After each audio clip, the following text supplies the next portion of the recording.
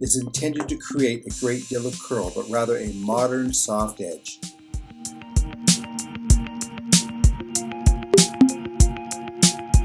Please don't whip out your ruler, your protractor, and things of that nature. Just kind of basically follow this concept, loosely follow this concept, and see.